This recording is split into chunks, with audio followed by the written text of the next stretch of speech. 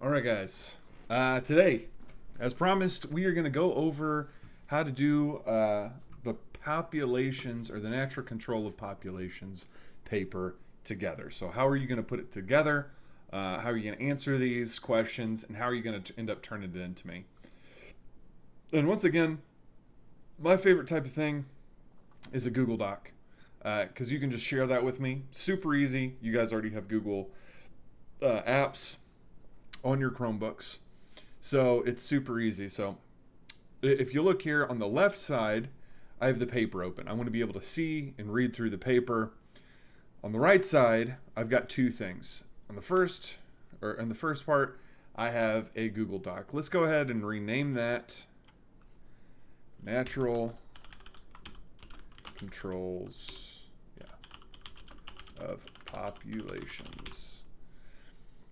Down here, we are going to, let's go ahead and increase the size of the font. Center it. Where's the center button? What the heck?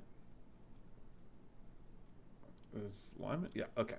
So center it, underline, and we'll say natural controls of populations. And first thing we're going to do is look at these kaibab deer, or the kebab deer, I don't know. So I'm going to go ahead and label the first section that we're going to do the kaibab deer.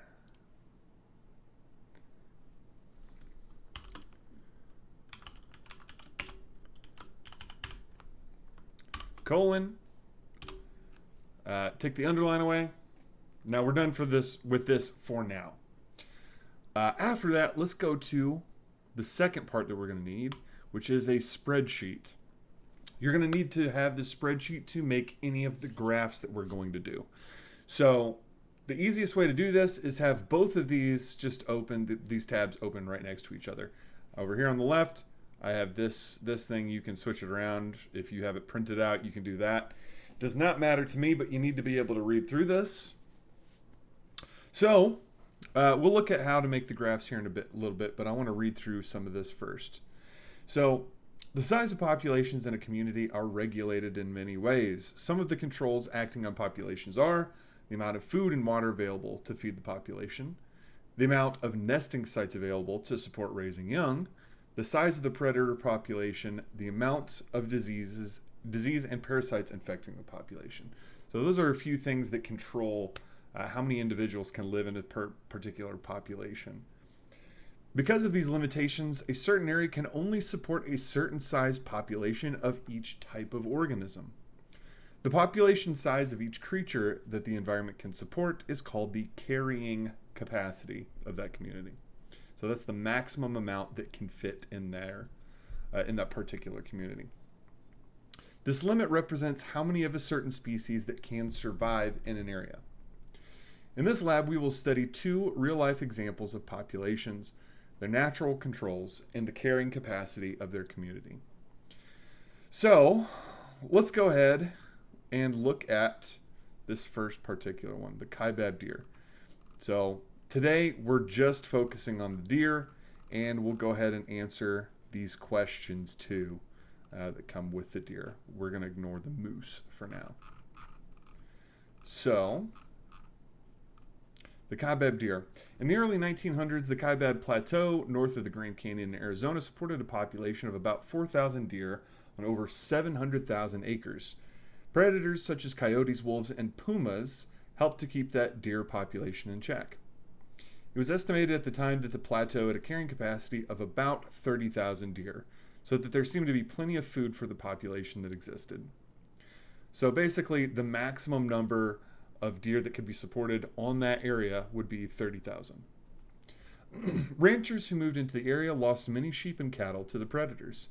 Then on November 28, 1906, President Theodore Roosevelt created the Grand Canyon National Game Preserve to protect the finest deer herd in America.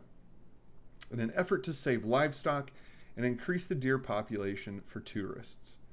The Forest Service tried to exterminate the predators of the deer. Between 1907 and 1939, 816 mountain lions, 20 wolves, 7,388 coyotes, and more than 500 bobcats were killed. So basically, they killed off a bunch of the predators that were killing off the deer and the livestock. So it was a bit of a two-handed thing. With the successful removal of many of the predators, the deer herd increased dramatically, but the signs that the deer population was out of control began to appear as early as 1920, and the range, the deer habitat, was beginning to deteriorate rapidly. The food supply was being overgrazed by the high population of the deer, so they were basically running out of food. Trees and grass were being damaged to the point that they couldn't recover for next year's growing season. Soon, there wasn't enough food to feed the growing population. By 1923, the deer were reported to be on the verge of starvation, and the range conditions were described as deplorable. The Kaibab Deer Investigating Committee recommended that the number of deer be cut in half as quickly as possible. Hunting was allowed, and during the fall of 1924, 675 deer were killed by hunters. However, these deer represented only 1/10 the number of deer that had been born that spring. Over the next 2 winters, it is estimated that 60,000 deer starved to death. Today, the Arizona Game Commission carefully manages the Kaibab area. Hunting permits are issued to keep the deer in balance with their range. Predators were reintroduced and are now protected to help keep herds in balance with food supplies. Tragic winter losses are now reduced by keeping the number of deer near the carrying capacity of the range. So they seem to have learned their lesson a little bit, but today we're going to go ahead and try and make a graph of exactly what happened here. So basically we need to recreate this particular chart in Google Sheets. Doesn't matter what you name it, because this isn't what you're turning in. We're just using this to make our charts. So, firstly, let's go ahead and recreate it. We've got 1900, and there were 4,000 deer. Second one, 1905, and 5,000 deer. 1910, and 9,000 deer. 1915. We're starting to see a pretty big upshoot. We're getting close to the carrying capacity. 1920, we're way past the carrying capacity. 5,000. In 1924, we had 100,000. In 1925, there was a huge starvation of deer.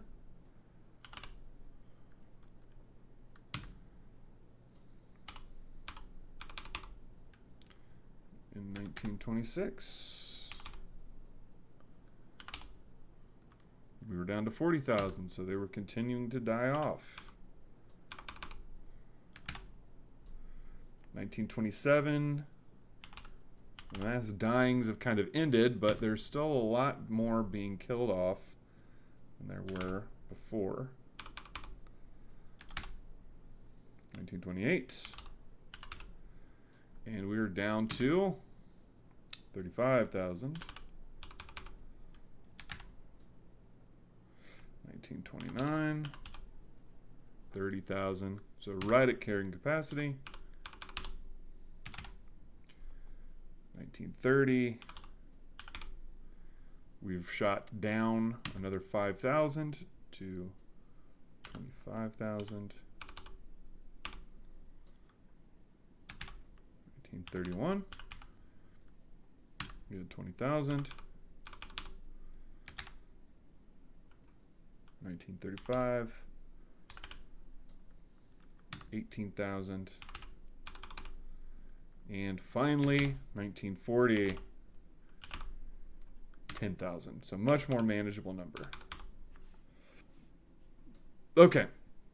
So the first part we needed to do was recreate that chart. And that's what I did right here, pretty faithfully.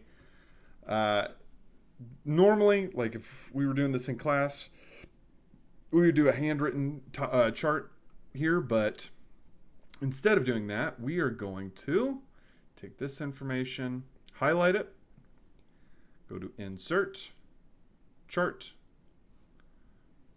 and it should already kind of like do this for you. This is a line graph. Generally speaking, if you're measuring changes over time, which is what we're doing, using a line graph is the best thing to use. So if you look here, it's already done everything for me. It's already done every single thing for me. You can see the change in population over time. Boom, we've gone way past carrying capacity, and each of the subsequent years and how it decreased over time. But before we go ahead, like if you're having trouble, if yours doesn't look like this, over here on the right, you should be able to see what type of chart you have. So it already gave me a suggested boom line chart. That's the best. But if it didn't give you that, you need to go ahead and select a line chart, because graphing things over time, like I said before, is best is best represented by using a line graph. So really the only thing we're going to need to change is the name of our graph, because population size versus year is just not descriptive enough. So what we're going to do is say the change in the Kaibab deer population between, what was it? We started at 1900, between 1900 and 1940.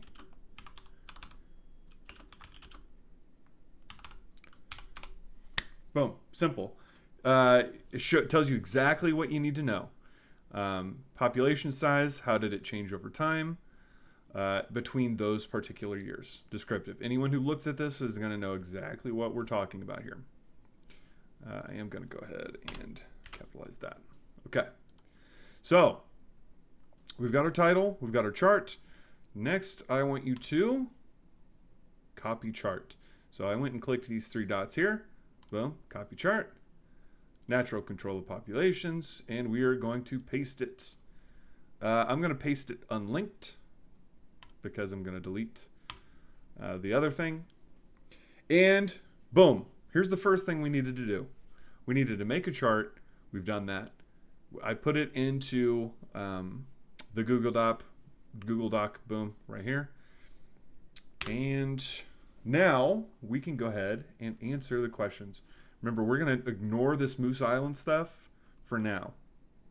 And we're going to go and answer the Kaibab deer questions. So, right here, I'm going to look at question 1.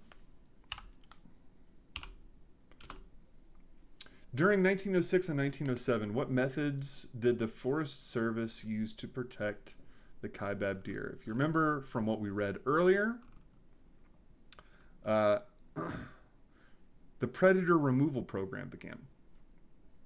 So basically they started hunting the bobcats, the wolves, all the things that were killing off these deer and the livestock because they were just a nuisance. And they wanted these deer to be able to thrive. Unfortunately, they didn't know that it would also be the bad thing in the end. So they introduced the Predator Removal Act, which killed off all the major predators of the deer. So that's what they were doing to try and protect.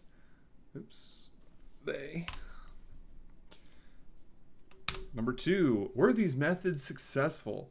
Use the data from your graph to support your answer. Well, it's a complicated answer, because if you look how things changed over time, yeah, they were successful. Look at this growth. I would say initially, these attempts were successful.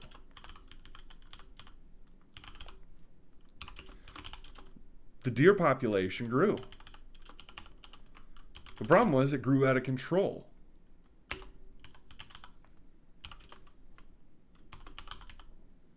So, however, growth was exponential. And expanded beyond what the ecosystem could support.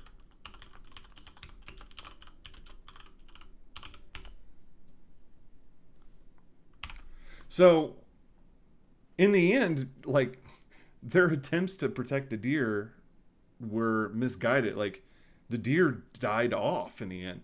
In fact, you could say this is horrible. Well, we'll get to these questions later. Yeah, we'll get to those in here in a little bit. So I'd say initially these attempts were successful. The deer population grew. However, growth was exponential and expanded beyond the ecosystem, what the ecosystem could support. Number 3. Don't know why they asked this, because it's kind of what they asked up here. It said, why did the deer population of the deer start to increase in 1905? Well, the natural predators of the deer had all been removed. They're gone. So if you take away any of the predators, any of the things that are going to eat them and help control that population, then obviously, like, any new deer being born are going to be able to grow up just fine. So the natural predators had all been removed. That's why the numbers started to increase. So without predators, the deer could reproduce without fear of being eaten.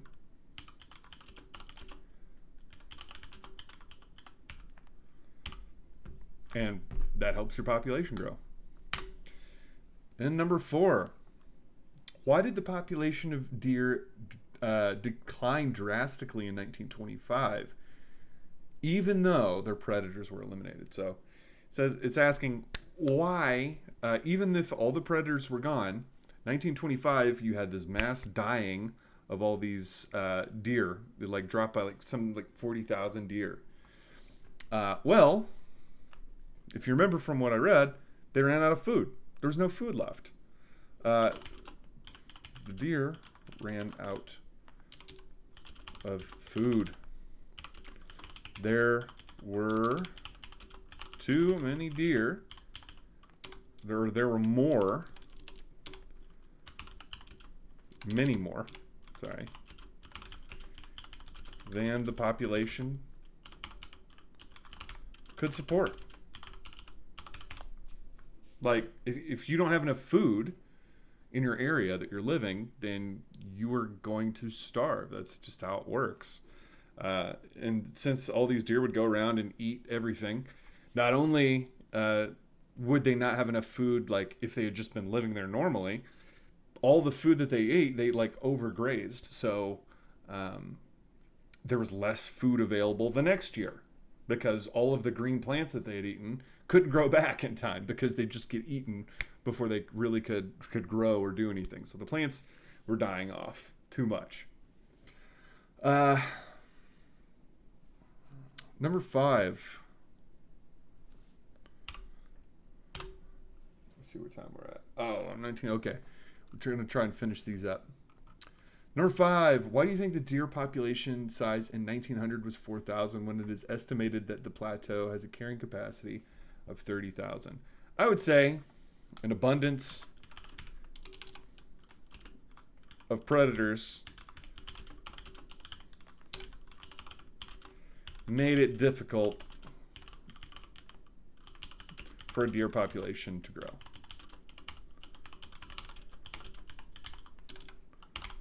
So, even though like the maximum number of organisms of those deer that could possibly live there was 30,000. There were other things keeping the population in check. So the population checks kept the population low, if that makes sense. And let's go ahead, do 6A.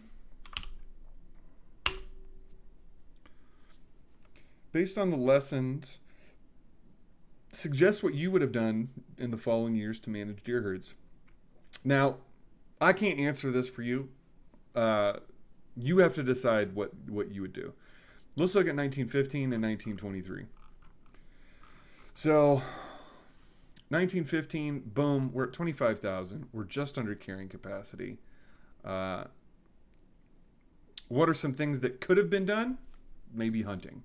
Reintroduce some predators here. We're getting a little close. Maybe provide some food out there in the range. I don't know. You come up with a solution to the problem. This is something that you could brainstorm right here. There are some answers, that I could give, but I'm not going to do that. And the second one was, what could they have done in 1923? So let's look at 1923. So this is right before here. This is in between this huge exponential growth of 65,000 to 100,000. Now, if the deer population kept growing, in 1923, their overgrazing was probably starting to become a huge issue. So there just wasn't enough food to go around. So I think it's something that you possibly could have done to keep that population in check at that point. So A and B answered independently. So each person could have something different. I'm going to leave that up to you guys to decide. Number 7, what happens to populations as they reach or exceed the carrying capacity of their ecosystem? That's been the whole thing that we've been trying to look at today.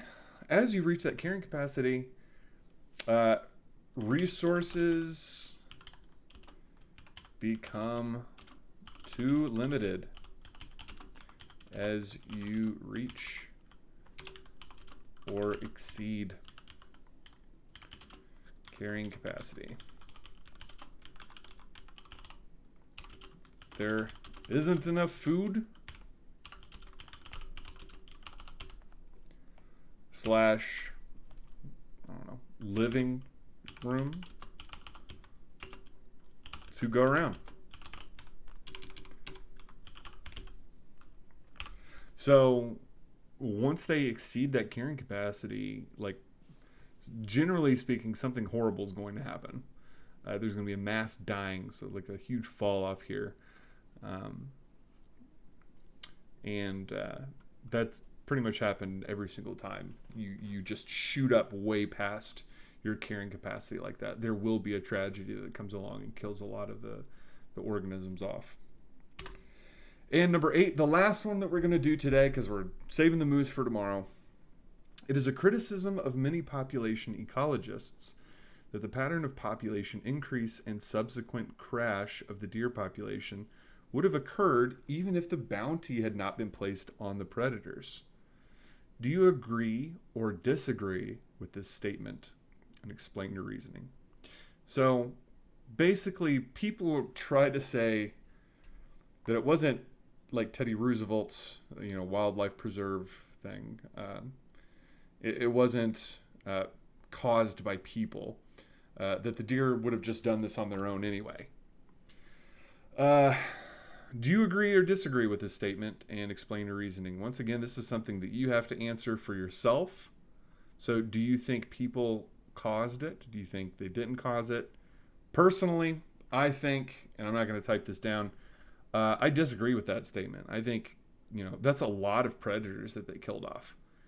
If you remove predators like that, I kind of showed you the other day in notes, predator and prey species, they track right along one another. So prey species go up, predators go up. Then the prey go down, predators go down. They kind of follow each other along, and if you just completely remove one out of the equation, it's going to explode. The population's going to explode. And not only did they remove one predator, they removed several predators from their environment. So it wasn't just one thing that was keeping them in check. It was multiple organisms. It was multiple predators that would have kept them in check. So that's what I think. But, I mean, you don't have to think that at all. You have your own opinions, and I'll let you guys decide what you think. So that's where we're going to leave it today. I'm going to go ahead and save this. We'll come back to this tomorrow and finish the moose part. And then that is what you're going to share with me. Okay, guys. And I've been talking for 25 minutes, so I'm going to go ahead and stop the recording, and I'm going to post this on YouTube. Hopefully this has been helpful.